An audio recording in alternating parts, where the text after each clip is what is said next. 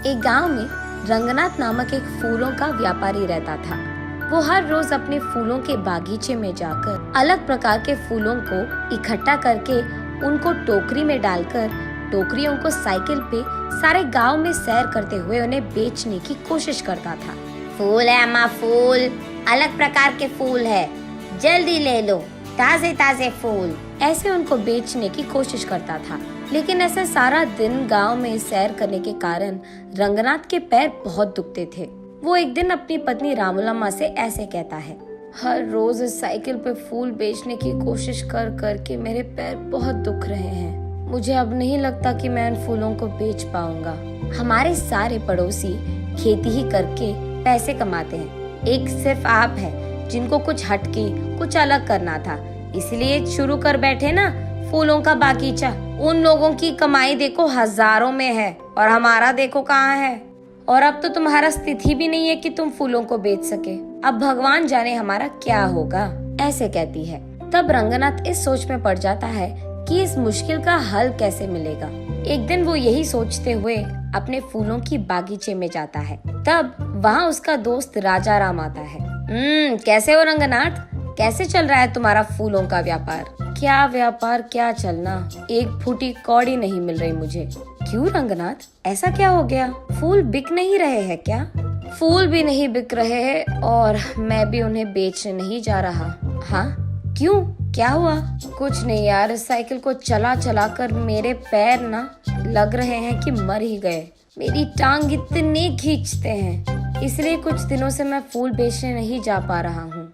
अरे रे, हाँ क्या? तो फिर आप क्या करना चाहते हो? कुछ नहीं, इस सारा खेत मैं किसी और को खेती करने के लिए देना चाहता हूँ। अगर कोई पता है तो बोल देना यार, ऐसे कहता है। लेकिन इस गांव में सभी के पास अपने अपने खेत है ना, तो खेती करने तुम्हारा किराए पे कौन लेगा? हाँ, बात तो सही है। अब वो भगवान ही कोई रास्ता दिखाएगा मुझे, ऐसे निराश होकर कहता है रंगनाथ। तभी राजा राम को कुछ योजना सूझती है और वो ऐसे कहता है, हाँ, भगवान से याद आया मुझे। मेरे खेत में कुछ दिन पहले एक देवता की मूर्ति मिली थी। उसको मैंने अपने खेत में सड़क के बगल वाले पेड़ के नीचे लगाया है। ओह, तो फिर अब हम क्या करें? क्या कह रहे हो तुम कि उस देवता की पूजा करूं ताकि मेरे मुश्किल सारे दूर हो जाए? नहीं यार रंगनाथ, मैं वो नहीं कह रहा। तुम्हारे व्यापार में अगर मुझे एक हिस्सा मिलेगा तो मैं तुम्हें एक उपाय दूंगा। अरे पहले उपाय तो बता दो यार। देख, अब तुम्हारे और मेरे खेत एक दूसरे के आमने सामने हैं और बीच में एक रोड भी है। अब उस रोड के बगल वाले पेड़ के नीचे ही तो मैंने उस देवता की मूर्ति को छिपाया है। अब कल सुबह मैं सबको ये बताऊंगा कि जब मैं खेती कर रहा था मुझे इस देवता की मूर्ति मिली है और उसे मैंने पेड़ के नीचे लगा दिया है। हाँ, तो इसमें मेरा क्या लाभ होगा राजा राम? हाँ हाँ, वही आ रहा, सुनो तो सही। अब मैं ये भी कहूँगा कि उस देवता की मूर्ति के पास मुझे कुछ पुरानी कागज पत्र मिले हैं और ये कि उस पे लिखा था कि ये बहुत बड़ी देवता की मूर्ति है और ये भी कि उस देवता को उस समय में सारा गांव सैर करवाते थे और इस जंगल में उगाए फूलों से ही वो अपने आप को संवारती थी। ऐसे मैं प्रकट करूँगा और उसके बाद मैं ये भी कहूँगा कि वो इस देवता के वजह से था कि चारों ओर अपने अपने खेतों में अलग प्रकार के बीज डालने के बावजूद वो देवी यही चाहती थी कि इस खेत में सिर्फ फूल उगाए जाए। फिर सबको मैं यकीन दिलवा दूंगा कि तुम भी देवता की सेवा ही कर रहे हो और उनका काम मान रहे हो। तब सिर्फ तुम्हारे खेत में उगाए हुए फूलों से ही उस देवी की पूजा करना चाहेंगे सभी। तब तुम्हारे बागीचे में सारे फूल बिक जाएंगे और इतना भी नहीं, तुम अपने खेत में ही बैठकर पैसे कमा सकते हो। साइकिल चलाने की तो कोई काम नहीं होगी तुझे, ऐसे कहता है राजा राम।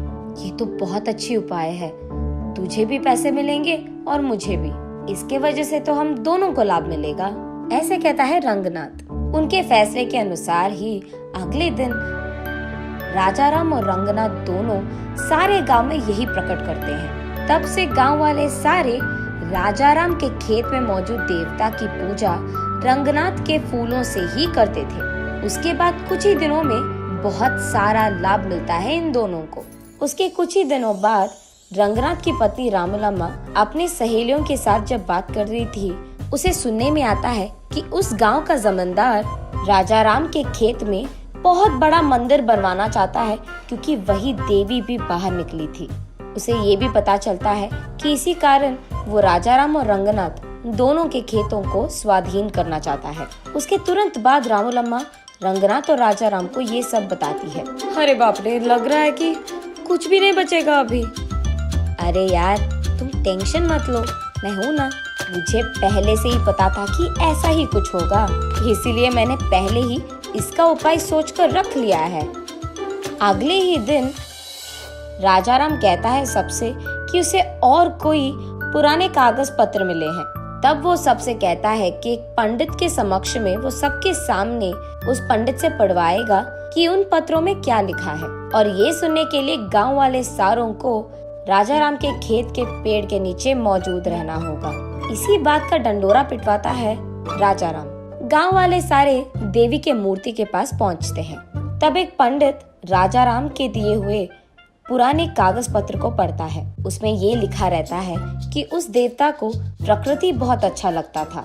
धूप, बारिश और सर्दी से उनको बहुत प्यार था, और इसी जंगल के उस खेत में उगाए हुए फूलों से उनको संवारना भी बहुत अच्छा लगता था। और इतना ही नहीं, जब परिवार के समस्याएं या नई शादीशुदा जोड़ियां उनसे उनकी आशीर्वाद लेते हैं और उस जंगल के फूलों से देवी को पूजते हैं, तब देवी का आशीर्वाद उन्हें मिलता है।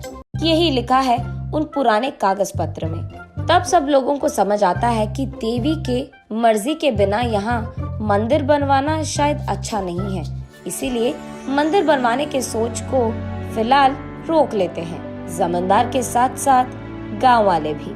ऐसे राजा राम के उपाय के कारण नई जोड़ियां और परिवार समस्याएं लेकर वहाँ बहुत लोग आते थे और उस देवी की मूर्ति को रंगनाथ के फूलों से पूजते थे।